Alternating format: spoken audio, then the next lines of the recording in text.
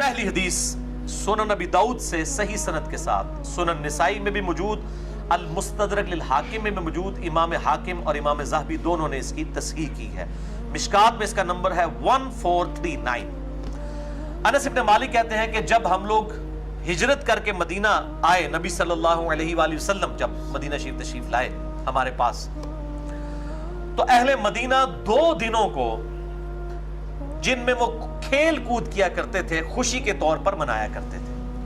आप सल्लल्लाहु अलैहि वसल्लम ने जब उनसे पूछा कि ये 2 दिन तुम क्यों खुशी करते हो, तो उन्होंने कहा कि हम ज़माने जहालियत में यानी इस्लाम के आने से पहले भी इन 2 दिनों में खुशी मनाया करते थे।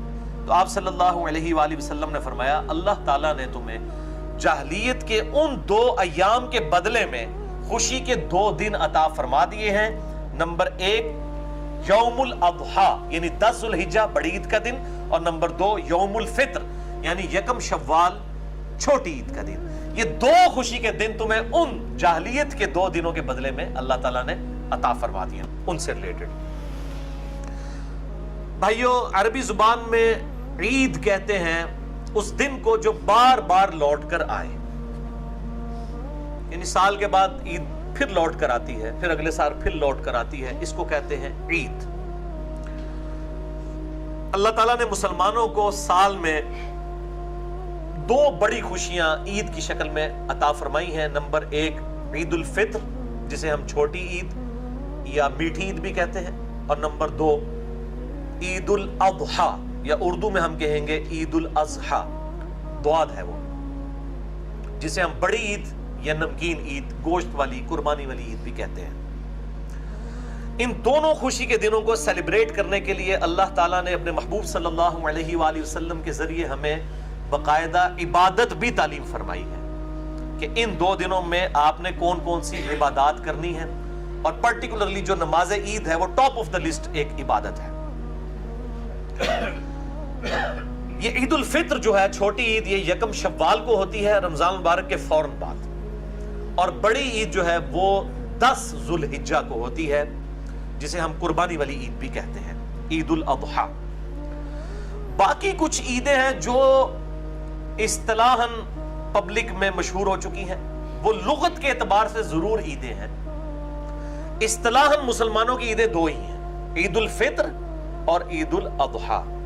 लेकिन जो लुगत के एतबार से ईद है, जिसको प्रोटोकॉल में ईद कहा गया, वो जुम्मे का दिन भी ईद है, बुखारी मुस्लिम में कई हदीस मौजूद है, वो 52 ईदें वो भी बन जाती हैं, 52 जुम्मे साल के अंदर आते हैं। इसी तरीके से बाज लोग रबीउल अव्वल की जो 12 तारीख है उसको ईद मिलादुन नबी लुगत के एतबार से कहते हैं। अगर वो किसी दूसरे मुसलमान की तकफीर ना करें, उस पर गुस्ताखे रसूल का फतवा ना लगाएं और ये शेर ना पढ़ें कि निसार तेरी चहल पहल पर हजारों ईदें ए रबीउल अव्वल, सवाए इब्लीस के जहां में सभी तो खुशियां मना रहे हैं। वैसे वो कहते हैं जनाब कि हम जो ईद मिलादुन नबी को नहीं मनाता, हम उस पर कोई फतवा नहीं लगाते, हम तो इसे मुस्तहब समझते हैं। भाई ये मुफ्ती अहमद यार खान नईमी साहब जो रूहानी अब्बा जी हैं तमाम बरेलवियों के, और अहमद बरेलवी साहब के ये रूहानी पोता जी हैं, क्योंकि अहमद बरेलवी साहब के शागिर्द थे मुफ्ती नईमुद्दीन मुरादाबादी, उनके शागिर्द हैं मुफ्ती अहमद यार खान नईमी। ये नईमी वो नईमुद्दीन मुरादाबादी की वजह से लिखते हैं।